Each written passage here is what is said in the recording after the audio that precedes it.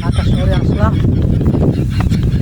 এই সময়টা কিভাবে, ব্যস্ত সময়টা কিভাবে কাটাই একটা ম্যান পাচ্ছি না। তো পেয়েছি। কি অবস্থা ভাই, কেমন আছেন? আপনাকে তো